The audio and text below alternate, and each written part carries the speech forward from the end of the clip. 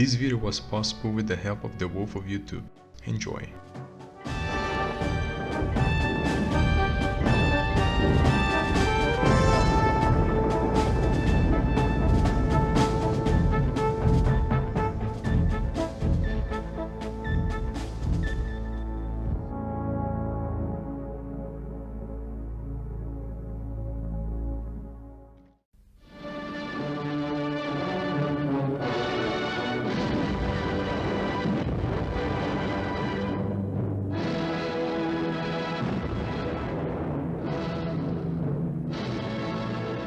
In 1935, the specification for the Panzer that was to become the backbone of the tank arm in the first half of the Second World War was issued by the German Army.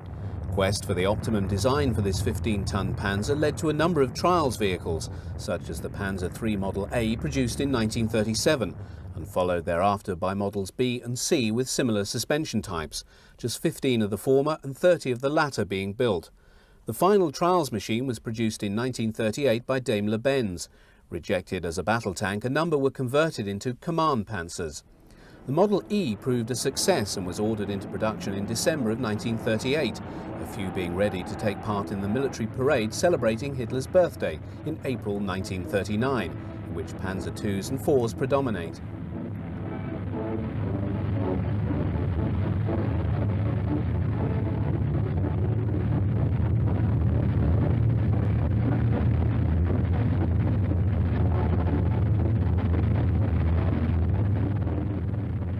It was the new torsion bar suspension system fitted to the Model E that led to its adoption by the Army. The Panzer III now acquired the basic design configuration to characterize the type until removed from production in 1943. Standard armament was a 37mm L45 gun. The new suspension also permitted an increase in armour protection, with a corresponding weight rise to 19.5 tons.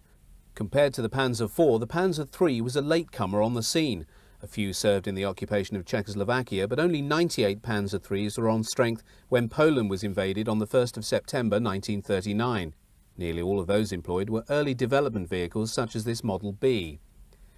With 5 companies now involved in producing the Model F, which came online in October 1939, availability of the Panzer III rose sharply, some 435 being produced by July 1940. This allowed anti-tank gunners in training exercises such as this, filmed during the very cold winter of 39-40, to acquaint themselves with the machine in the period prior to the Western Campaign. Introduction of the Model G in April 1940 saw the production program of the Mark III expand even further. Only with the introduction of the 50mm L42 gun in the last 100 Fs and the 51st example of the G was the simmering controversy over Mark III armament partially resolved.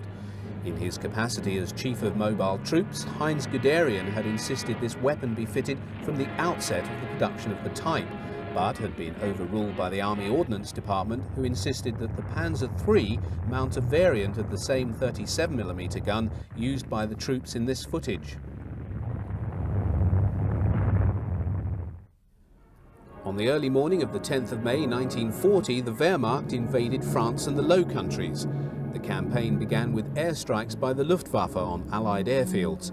Although not fatally weakened, the damage the Allies suffered in these raids gave the Luftwaffe the vital local air superiority it needed to provide an aerial umbrella for the army, under which it could operate untroubled by enemy air attacks. This was to prove vital to the success of the campaign. Then came paratroopers dropping on Belgium and Holland, and followed shortly thereafter by the ground invasion of both countries by Army Group B, precipitating, as the Germans had intended, the advance of the Allied armies into Belgium. To the south and through the forest of the Ardennes, in country deemed by the French to be unsuitable to armour, Army Group A began its advance towards the River Meuse. The fist of this German formation and the true centre of gravity of German offensive power in the campaign were the 2 Panzer Corps under the command of von Kleist.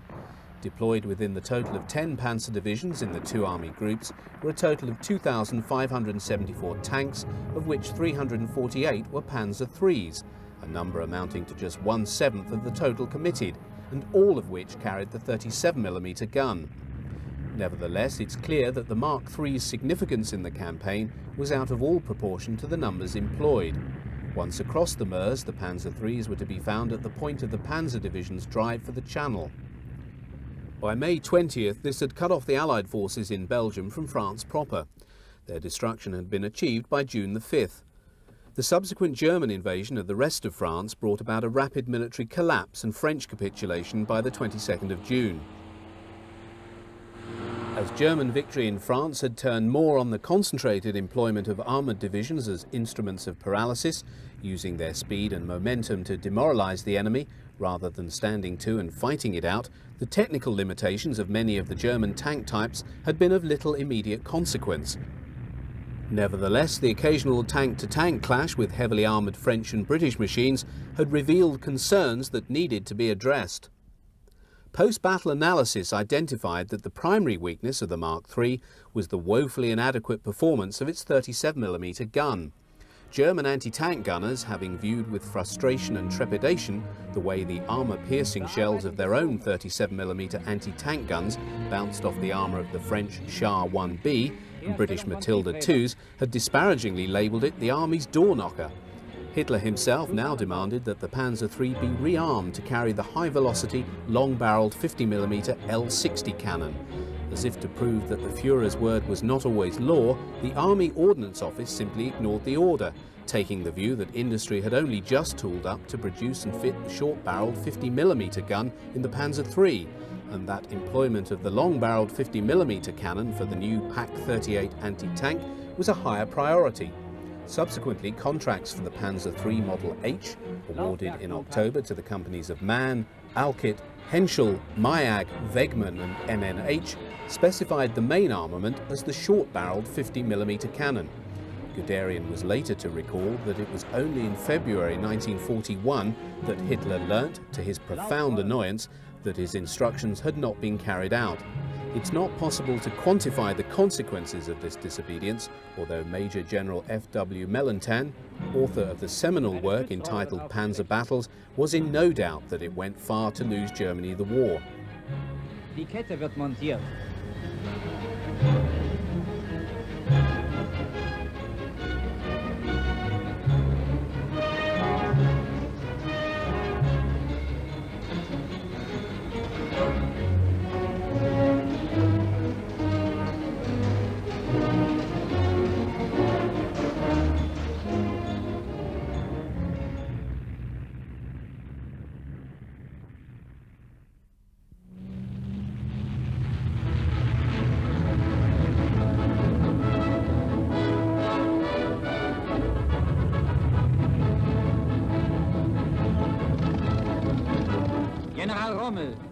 When appointed by Hitler to command the Africa Corps in March 1941, Rommel saw in the wide and open spaces of North Africa the perfect laboratory to explore the true potential of mobile warfare. While he understood this to be a combined arms enterprise, clearly the tank lay at its heart. In practice, it was the Panzer III that was to become the true warhorse of the Africa Corps in all of its battles.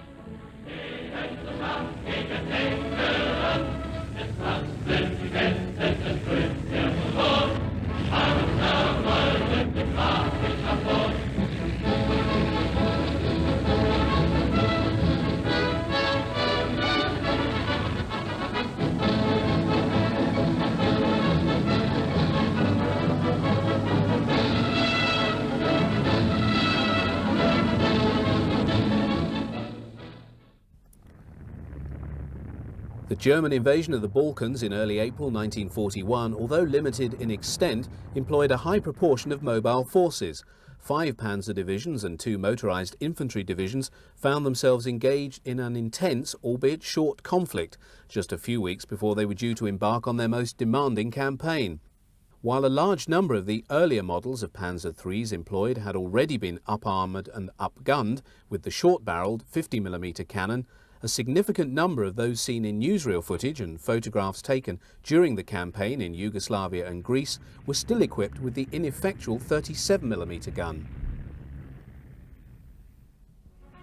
The German invasion of the Soviet Union on June the 22nd, 1941, though planned as a rapid campaign in the best blitzkrieg tradition, was to become the bloodiest and most brutal conflict in history. While the Germans had committed immense resources to the invasion and were replete in the conviction that the Red Army could be dispatched as efficiently as the French army just a year before, the former ally they now assailed was in reality an enigma. German estimates of Soviet actual and potential military power were both remarkably vague and in error. What there was derived more from wishful thinking than hard-headed analysis of intelligence. Above all, German perceptions of the Red Army were coloured by the assumption that the Soviet officer corps had yet to recover from the huge purge of its ranks by Stalin in the Great Terror of the 1930s. It would thus be unable to withstand the most formidable war machine the world had yet seen. The Germans saw in its lamentable performance in the Winter War against Finland in 1939-40 the very evidence to sustain the former conviction. Thus could Hitler state with confidence, "We have only to kick in the front door and the whole rotten structure will come tumbling down." The primary instrument to effect the destruction of the Red Army in European Russia, before it had time to retreat into the depths of the country, was the Panzerwaffe. It appeared on the face of it that in the year since the fall of France, the tank arm had nearly doubled in size, so as to take account of the far greater demands that this campaign must surely impose upon it. Such a perception was illusory, for all that Hitler had done was simply to order the halving of existing divisions to create new ones. 17 panzer divisions, distributed among the 4 Panzer Group of Army Groups North, Centre and South, deployed some 3,332 tanks for the campaign, the bulk of which were still the same obsolescent light tanks with which Germany had gone to war in 1939. The Panzer III was now the single most numerous type in service with the Ostheer, and in the opening months of the campaign performed admirably. As the bulk of Soviet armour was decidedly obsolescent, the 50mm L-42 cannon, equipping the majority of those Mark IIIs engaged, was more than adequate. But then came the encounter with a new generation of Soviet armour of which the Germans knew absolutely nothing. The KV-1 and KV-2 weighed in at 43 and 52 tons respectively, with immensely thick armour of up to 75mm on the turret of the former. The armour-piercing shot of the Panzer III could not penetrate the armour of the KV-1, even at close range. The T-34 was even more of a concern, low, fast and well armed, on wide tracks that permitted movement over rough ground and with thick angled armour that was difficult to penetrate. Most encountered in the early months of the campaign were dispatched, albeit with some difficulty, by point-blank fire, special charges or the 88mm flak gun. There were simply too few of them to make a difference. In spite of the first reports of these new Soviet tanks, the technical challenge they represented was not initially apparent in Germany, even if it was more obvious to the troops at the front. This much can be ascertained by the decision of the Wehrmacht Tank Committee on July 17, 1941, to order construction of 7,992 Mark IIIs to equip the 36 Panzer divisions that the army now required for its future needs. With the elimination of the Soviet forces encircled in the battles of the frontiers and the fall of Minsk on June the 28th, the Panzergruppers under Guderian and Hoth surged forward once more to capture Smolensk. Although the Soviets put up very heavy resistance, the jaws of the two Panzergruppers closed around the city on the 16th of July. But that resistance resulted in the encircled forces fighting on until the 27th, when 100,000 more Russians passed into captivity. Unlike in previous campaigns, the Germans discovered that the Soviets did not oblige them by laying down their arms when all, on the basis of rational analysis, was clearly lost. They fought on, often to the last man. German losses were also climbing significantly, and even the Panzer divisions were being thinned out by combat attrition and breakdowns. Nevertheless, both Guderian and Hoth were well placed to strike out for Moscow, which lay less than 200 miles away.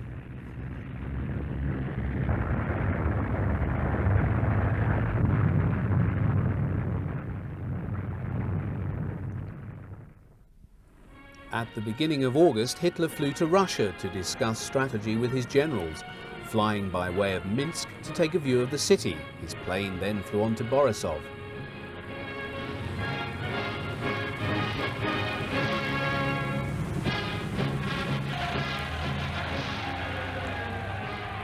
On his arrival, he was given a rapturous reception by the troops, and was officially greeted by Field Marshal von Bock, commander of Army Group Center. For 4 weeks, the panzers had been held pending the order to advance on Moscow, and it seemed the Führer might no longer regard Moscow as the priority objective.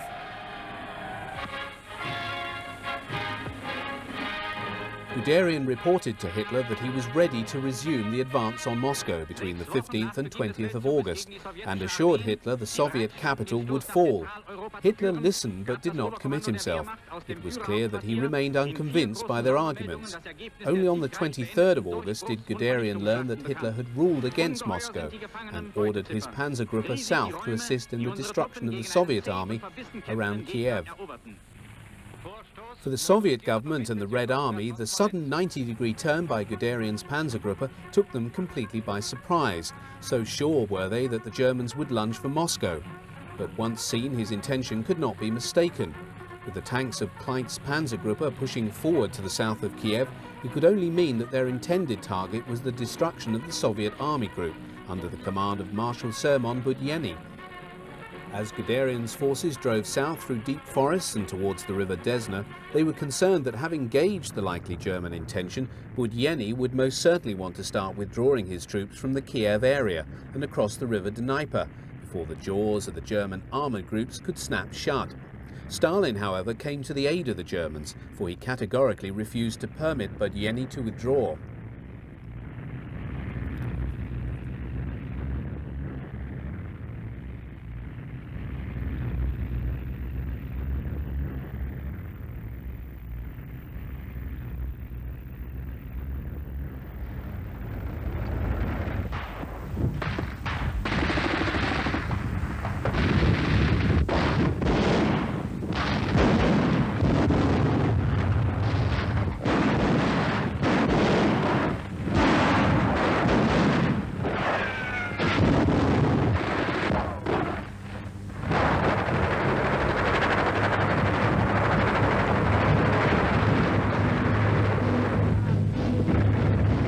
Brennendes Öl sperrt die Straße.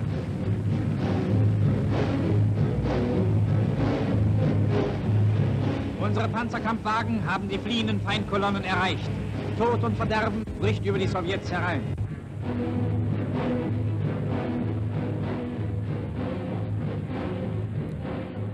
By the 10th of September, Kleist's Panzer Corps had reached the city of Kremenchuk on the western bank of the river Dnieper, directly to the south of Guderian's panzer columns driving down from Smolensk. 16th Panzer Division now drove north and, on the 13th, stormed the town of Lubny, while 3rd Panzer Division lay just 60 miles away to the north and was pushing south against fierce opposition. In spite of Stalin's injunction to hold firm, Soviet units, aware of the closing gap, streamed desperately towards it to make good their escape. The speed of both the northern and southern jaws was being severely affected by the weather, as the rains had turned the roads into glutinous mud.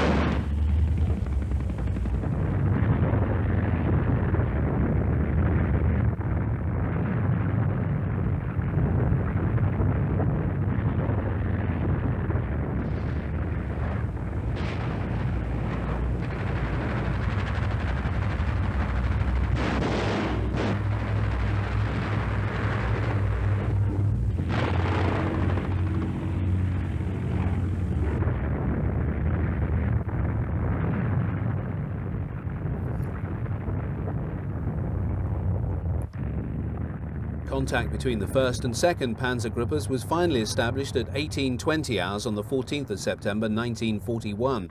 In the subsequent reduction of the Kiev pocket, an army of over 1 million had been reduced to dead, dying and 665,000 prisoners.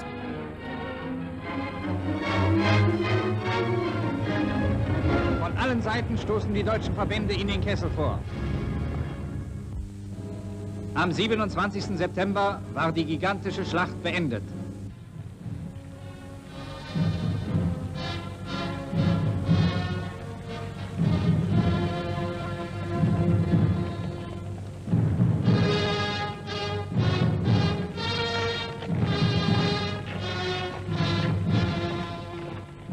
Just over a month later, a further 663,000 prisoners wound their way westward under guard as the opening battle of Operation Typhoon, the last operation to capture Moscow before the onset of winter, came to an end. In the twin encirclement battle of Vyazma and Bryansk, the panzer divisions of the 3rd, 4th and 2nd Panzergruppers had between them shattered the Soviet defences in front of Moscow, leaving the approaches to the Soviet capital stripped of defences. Surely nothing could stop the Germans taking the city.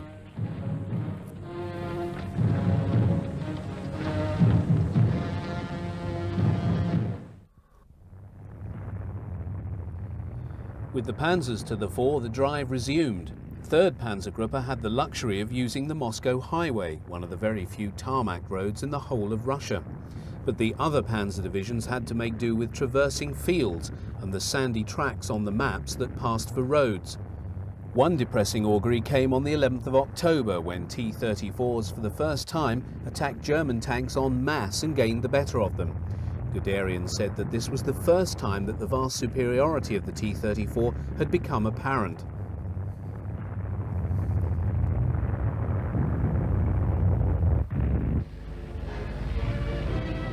Then came the rains, and with it the mud that reduced everything to a crawl, and then a halt. Soviet resistance now began to stiffen.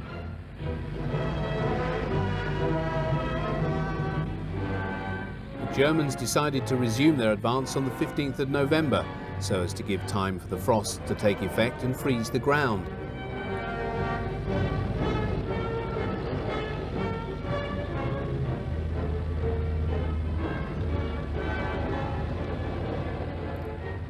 In all, 3 weeks were lost to the foul weather, 3 vital weeks that, in all probability, led to the failure of Operation Typhoon.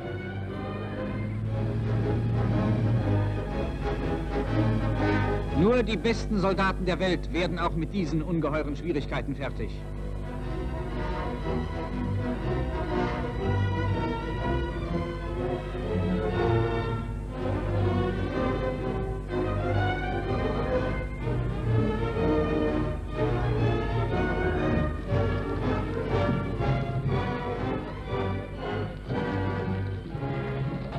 When the advance resumed as planned, the ground was hard and already covered by a light sprinkling of snow. The panzers seemed to have regained their freedom of movement. Holt's Panzergruppe seemed to be on the verge of breaking through. By the 28th of November, they had reached the Moscow-Volga Canal. But although forward movement was being maintained, it was becoming very clear that the army was coming to the end of its tether, and the plunging temperatures began to impact on man and machine alike. Siberian troops had already made their first appearance. Frostbite cases increased dramatically and the weather declined markedly. On the 1st of December, Bock stated that he believed forward progress no longer possible. By the 5th, the German advance had ground to a halt, and in some places they had even begun to withdraw. On that same day, the Red Army, employing reserve armies, went over to the counter-offensive before Moscow.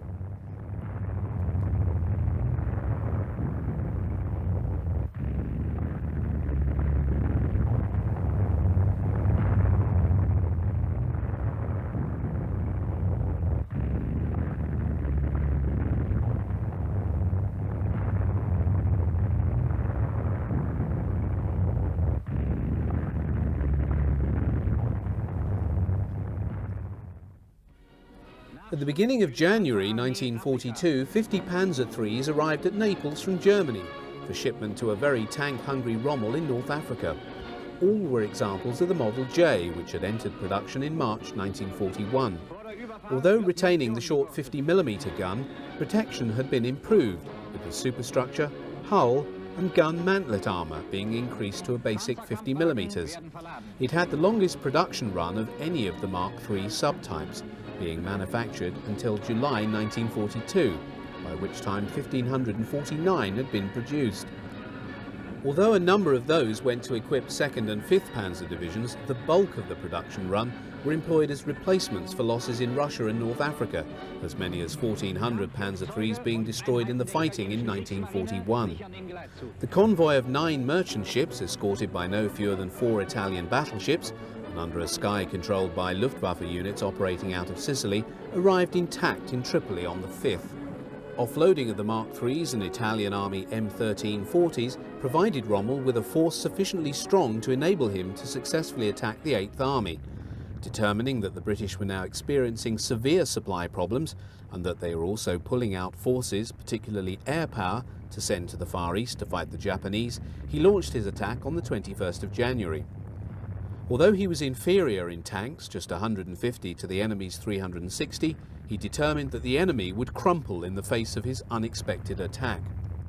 By the 26th, with the 8th Army in full retreat, Rommel credited the Afrika Korps with having captured and destroyed 299 enemy tanks and other AFVs, 147 guns and 935 prisoners, set against German losses of just 3 panzers destroyed and 14 officers and men killed.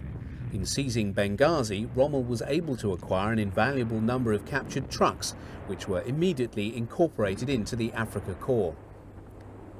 The follow-up of the retreating British forces pushed them back as far as Gazala, 30 miles to the west of Tobruk, by the 4th of February, where both sides would stay put throughout the spring, rebuilding their strength for the next round.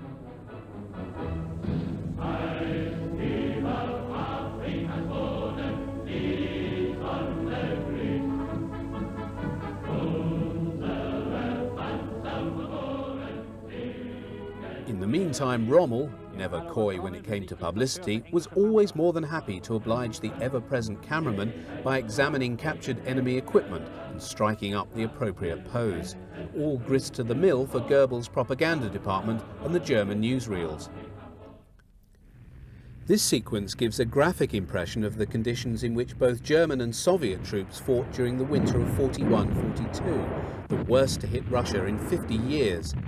Actions of the sort seen here, with infantry supported by armour, fighting to retake or capture a village or position in the middle of a bleak and forbidding snowscape, was a common occurrence. Because of its narrow track, the Panzer III did not find movement through deep snow to be that easy.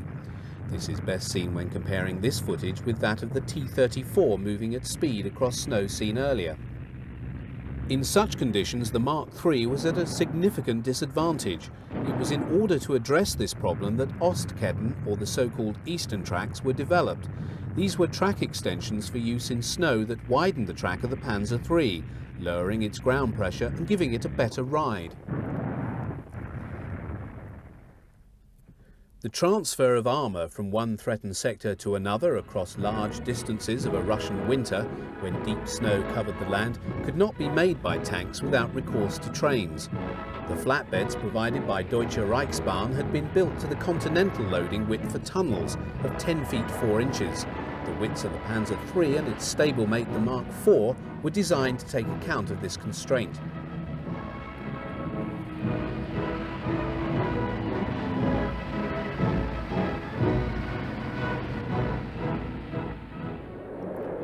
The onset of the thaw at winter's end in Russia is known to the native as Ratsputitsa and reduces all movement to a virtual halt. The Russians have long realized that General Mudd is a commander who cannot be argued with and never won over. Even war must take a backseat when he stalks the land. In the period before the soil dries out enough to permit a resumption of combat operations, the opportunity is taken to give the tanks and other vehicles a long-needed maintenance after the predations of the winter.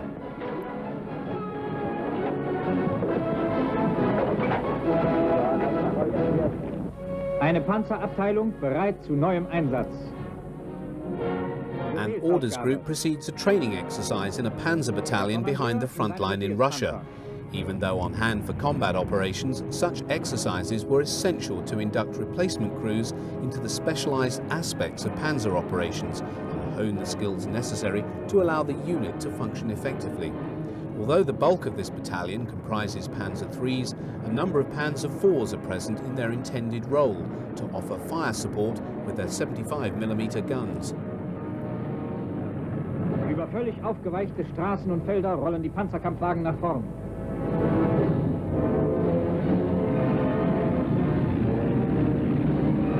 Kameradschaftliche Hilfe. Gebirgsjäger werden im Schlepp mitgenommen.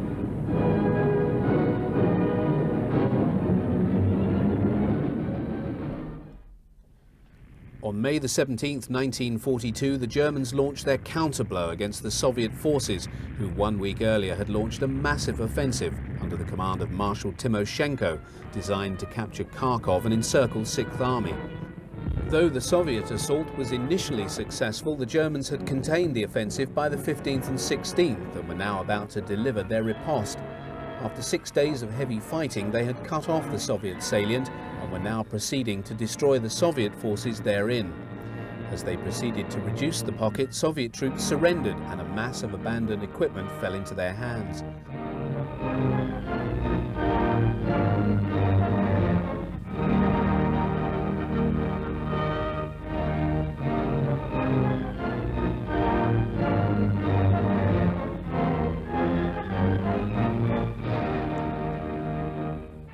Stukas from the 4th Air Group began their own assault on the entrapped Soviet units.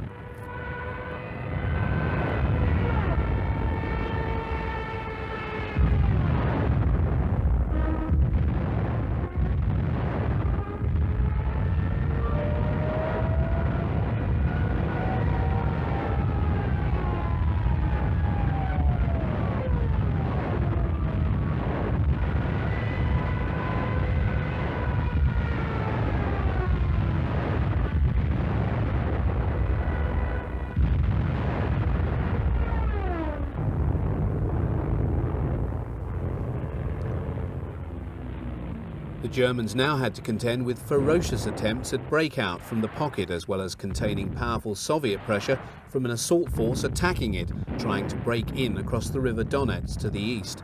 The fighting that took place was described by some as the most savage of the war. German armour was heavily engaged against Soviet tanks, as well as supporting infantry to defeat massed Soviet infantry assaults.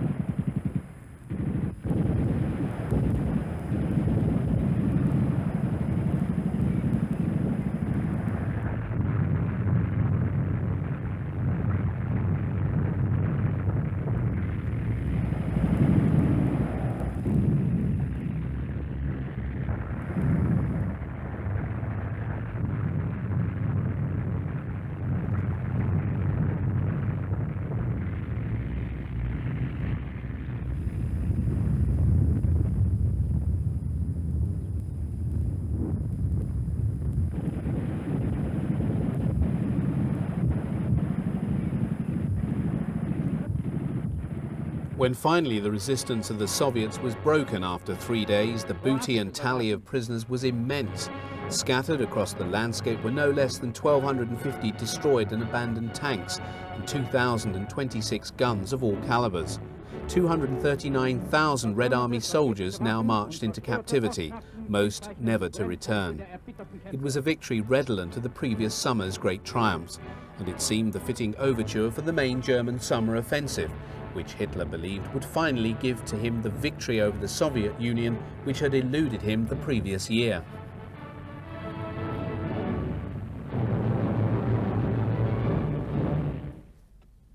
Case Blue, Hitler's code name for his great summer offensive in southern Russia, opened in the closing days of June. By the end of the second week of July, German forces under the command of Army Group A were approaching the important city of Rostov-on-Don.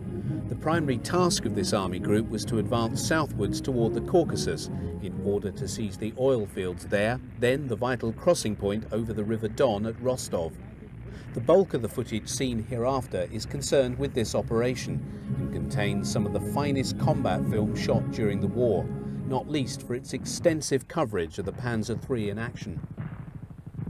While the Panzer III still predominated as the main tank type, 600 of the Mark J and L models, mounting the more formidable long-barreled 50mm L60 gun, were on hand for the summer campaign. It will be recalled that it was this gun that Hitler had demanded to be fitted to the Mark III following the French campaign. It was only in April 1941, when at a review of military equipment to celebrate his birthday, did he see that the Panzer III still mounted the short 50mm L42 cannon.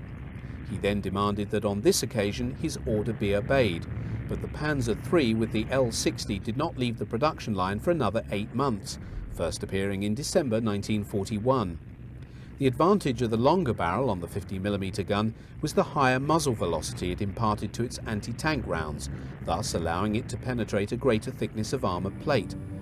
However, while the L-60 was used to great effect in the Western Desert, where the British called it the Mark III Special, it was not as effective when employed against the Soviet heavies. By the 20th of July, a number of mobile units were converging on Rostov from different directions. 3 Panzer Corps under the command of General von Mackensen and comprising the 14th and 22nd Panzer Divisions was approaching the city from the north, while von Schweppenberg's Panzer Corps was attempting to seize the city in the hope of securing control of the Great Bridge over the river before the Soviets could blow it up. Approaching from the west, the panzers of SS Viking and 13th Panzer had first to traverse the tank ditch that bisected their approach to the city. This was filled in with the aid of many entrenching tools and stamping feet. Of note are these Panzer IIIs, which are Model Ls, first introduced in June 1942, the most noticeable change being the addition of provision for spaced armour on the gun mantlet. Heavy fighting was encountered on the steppe approaches to the city. Stukas were called in to bomb Soviet entrenchments and defences.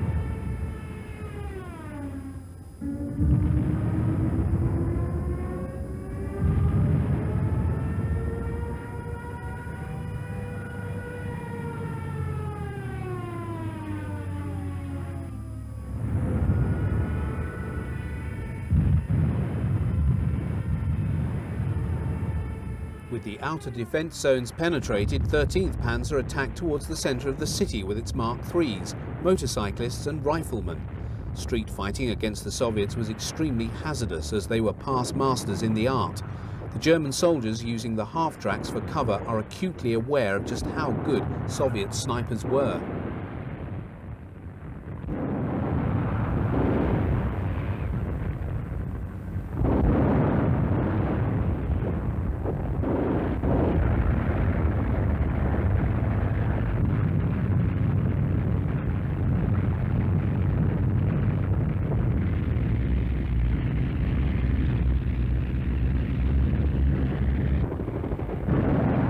Die Sowjets haben jede Straße festungsartig ausgebaut. Sie wissen, dass der Verlust von Rostov für den weiteren Kampfverlauf von entscheidender Bedeutung ist und wehren sich mit verbissener Wut. The troops of SS Viking now found themselves pinned down in very heavy street fighting. Die zum großen Teil aus nordischen Freiwilligen besteht.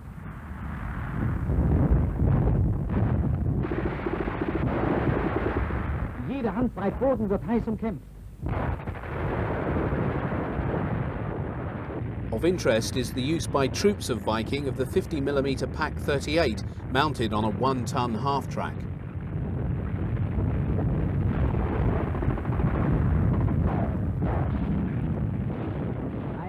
The fighting becomes ever more fierce as the troops reach the centre of the city, where the Soviets have spent much time and effort fortifying all the buildings over the months since the Germans first took the city and were ejected in November 1941. Infantry in Deckung.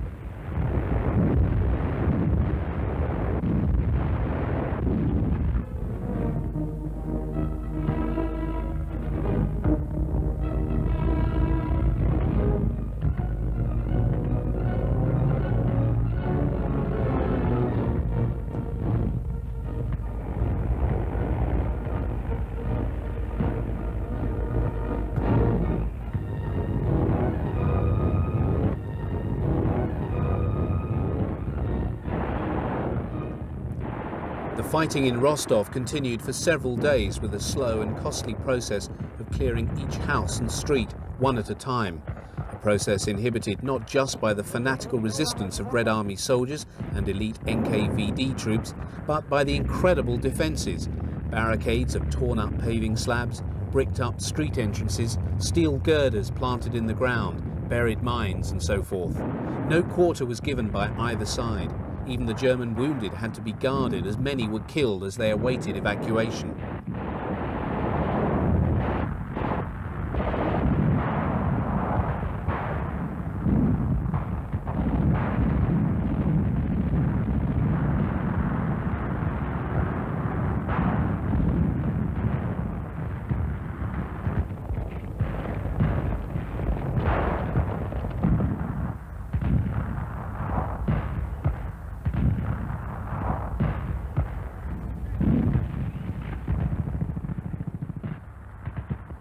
Romanian soldiers were also involved in the fighting and also took heavy casualties in the process.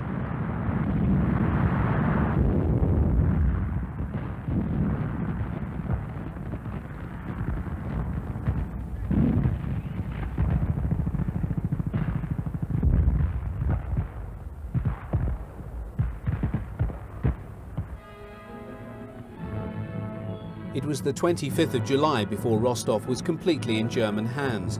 Abandoned and destroyed Soviet equipment littered the streets in vast quantities: ZIL lorries, artillery tractors, heavy guns and anti-aircraft weapons. And now the artillery made its way through the city to the bridge, finally secured on the 25th by a coup mounted by the Brandenburg Regiment, the German army's own commandos.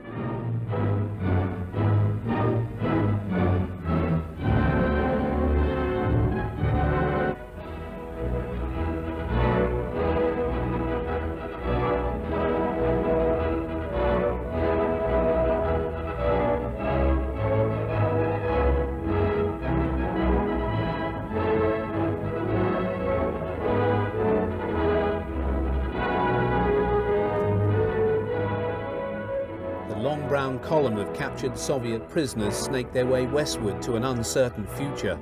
Amidst the great heat and dust, there could have been very few that did not view their future with trepidation. For the German army, the signposts now pointed south towards the Caucasus and the oil fields. A short rest and the panzers were off again.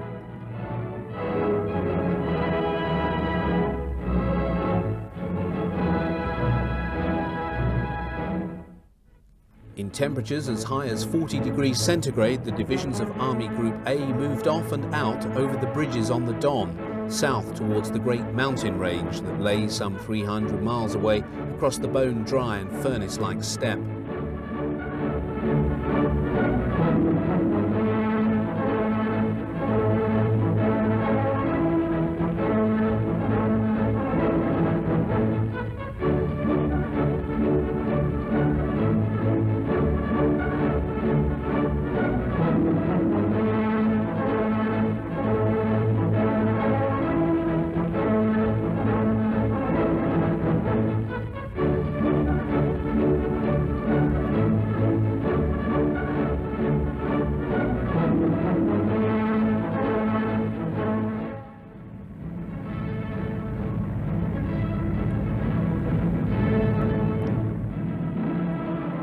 Seen from the air, German transport columns follow in the wake of the advancing panzers, carrying all the supplies needed to allow a mobile army to fight: oil, gasoline, water, ammunition, food, clothing, the very sinews of modern war.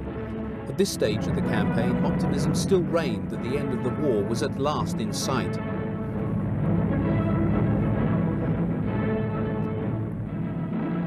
As originally tasked in Case Blue, the role of Hoth's 4th Panzer Army was clear. He was to employ his 800 panzers to destroy Soviet forces, first in the Kursk area, and then destroy the army group of Marshal Timoshenko along the line of the River Don. He was then to make for Stalingrad, with 6th Army marching down the line of the river in his wake. But on July the 5th, Hitler ordered the 4th Panzer Army south to assist von Kleist and 1st Panzer Army take Rostov and the lower Don crossings. This help was not needed, and by the 25th of July there were 20 divisions standing to in a 50-mile radius of Rostov. Had Hoth still been following the original plan, Stalingrad would have probably fallen to him quite quickly. Although 4th Panzer Army had divisions across the river by the 21st, 22nd of July, Hitler now detached 24th Panzer Corps and sent them northeast to assist 6th Army, which was facing heavy resistance as the Soviets determined to make a stand in the city. German panzer divisions attached to 6th Army now found themselves sucked into street fighting, as is seen with these Panzer IIIJs of 24th Panzer. Through the next 3 months, until the Soviet counter-offensive in November, the panzers were slowly ground down in conditions totally unsuitable for their proper employment. Reduced in the main to supporting infantry assaults in restricted conditions, they became victims of intrepid Soviet soldiers armed with Molotov cocktails and anti-tank rifles. With their mobility severely curtailed, and being so heavily involved in fighting in the ruins of the city, the panzer divisions in Stalingrad were thus unable to respond effectively when the Russians encircled 6th Army. When von Paulus surrendered at the end of January 1943, the city was a Panzer III graveyard.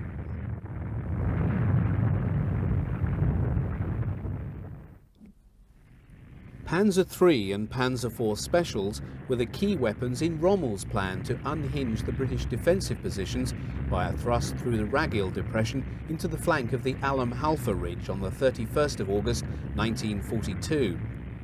The Afrika Korps was at the height of its success. The assault failed, and with it the last chance for Rommel to take Egypt. Following the Allied invasion of North Africa in early November 1942, Hitler ordered German forces to move quickly and occupy Vichy, France on November the 10th. The footage of the German forces involved allows the first glimpse of the last model of the Panzer III to be produced in any numbers. 663 of the Model M were manufactured between June 1942 and August 1943. The type is easily recognizable as carrying the short 75mm low-velocity caliber weapon employed in all models of the Panzer IV up to the F1. With this mark, the Panzer III comes full circle.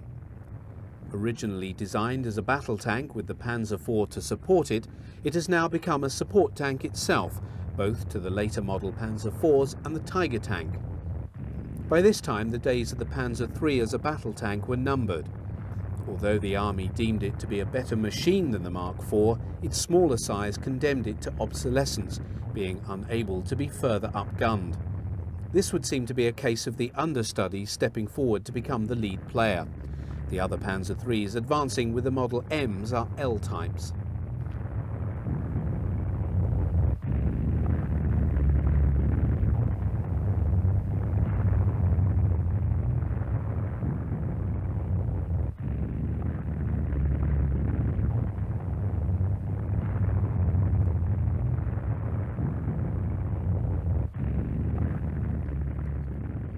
German troops and their tanks were to remain in Vichy, France as occupation forces until they were destroyed or forced to retreat by the Allied landings in southern France in August 1944.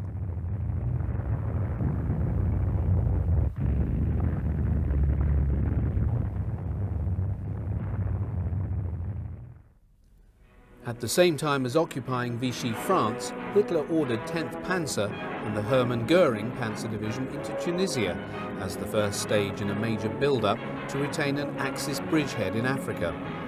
First combat between the Germans and the Allies in Tunisia occurred on the 17th of November, but only in the spring did the real fighting begin.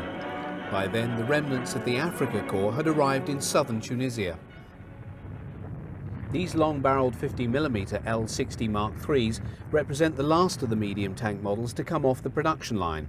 Just 250 Model Ms were produced between October 42 and February 43 by the 4 companies involved in Panzer III manufacture. Initially 1,000 of this model had been ordered, but in July 43 this was cut back, reflecting the decision to run down Mark III production, apart from the Model N, and allocate the chassis to the manufacture of assault guns. 100 of this model were also converted into flame-throwing tanks. Those seen here are advancing to fight a British advance at Tabourba in November 1942, in one of the initial Allied attempts to advance on Tunis.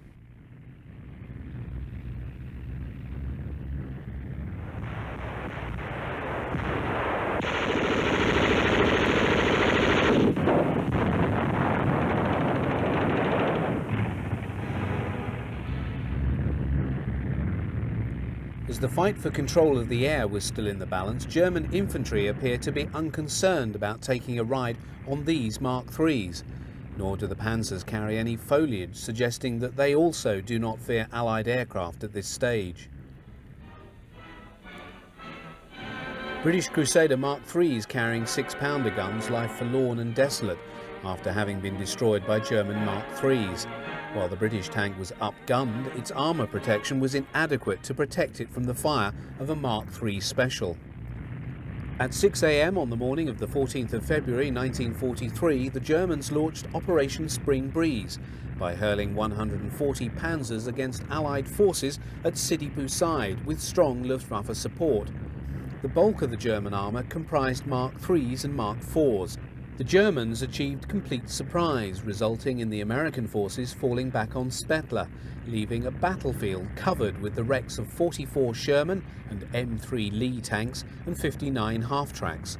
On the following day, an American counterattack headed for the German positions in parade ground fashion, allowing the Germans to let them into range before they demolished them. On this occasion, they left behind a further 54 tanks, 57 half-tracks and 29 guns. In the absence of virtually any evidence on German newsreels to suggest that the German army ever lost tanks in battle, these still images of destroyed Panzer IIIs will serve to show that it did occur. All were taken in Tunisia in different battles near Medej El Bab, Tala and the Mareth line. Many fell victim to British 6-pounder and 17-pounder anti-tank guns. By early February 1943, the Red Army had pushed the Germans back to the start line of their 1942 summer campaign. Stalin was above all concerned to bring about the destruction of Army Group South before the end of winter. He therefore ordered the forces of the Southwest Front to advance to the river Dnieper. In the wake of the surrender of Stalingrad and the German retreat in the south, Stalin had convinced himself that what he desired was coming to pass. So when a concentration of German armour was detected, it was assumed that it was but the prelude to a further withdrawal. What was in reality occurring under the guiding hand of Field Marshal von Manstein were the preparations for a counter-offensive against the westward driving and rapidly exhausting Soviet forces. The heart of his armoured fist was the SS Panzer Corps recalled from France, where the 3 Waffen-SS Panzer Grenadier divisions had been rebuilt and re-equipped. They now constituted one of the most powerful mobile elements in the German order of battle in the east. Manstein unleashed his forces on the 19th of February, and by the 22nd had destroyed the larger part of the 1st Guards Army and the Popov Group. Phase 2 began with 4th Panzer Army advancing on Kharkov, with the SS Panzer Corps in parallel on its left.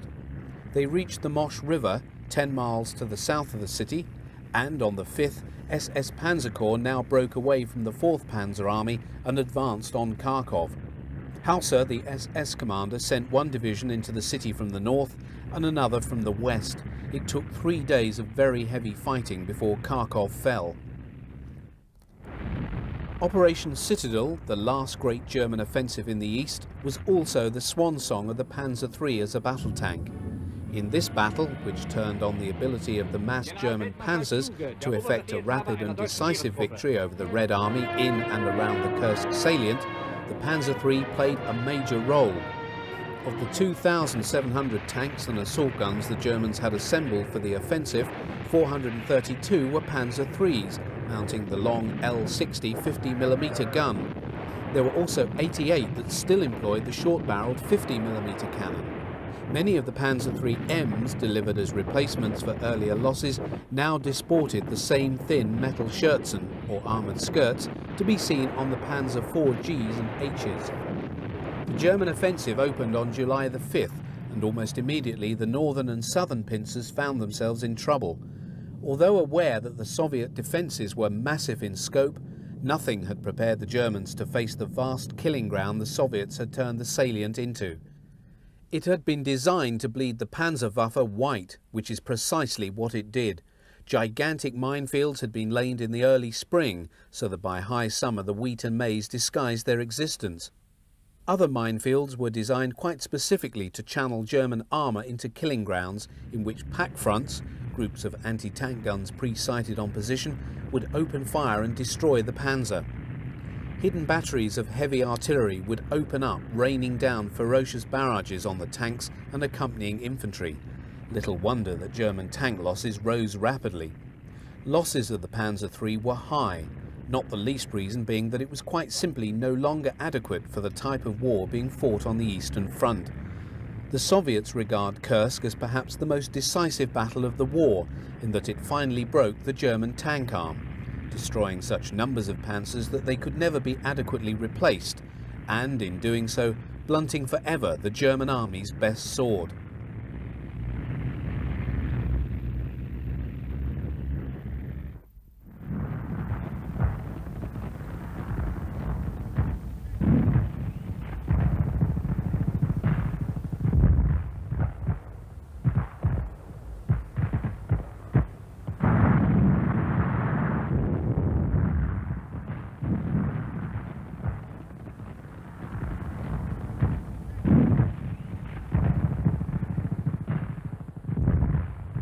With the phase-out of the Panzer III-N at the end of August 1943, the Panzer III as a battle tank became a wasting asset in the German army inventory, although it is still to be seen in battles on the Eastern Front through to the end of 1943.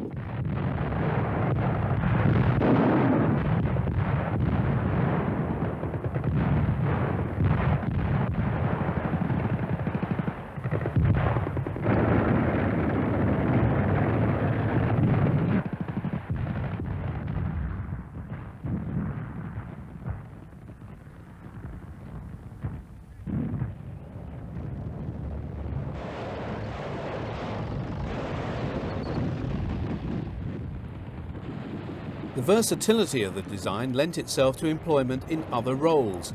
Many were converted to become Panzerbefehlswagen or medium-tracked command vehicles, wherein they would carry inside the turret more communications equipment, so as to allow effective tactical command and control over groups of panzers.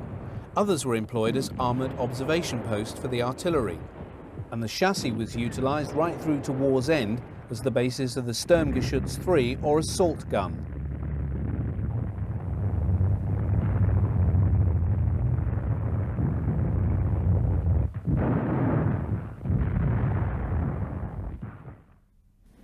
Panzer IIIs that survived the conflict were to be found in secondary theatres of war, as in this still which shows tank commanders surrendering their Mark IIIs to the Allies in Norway.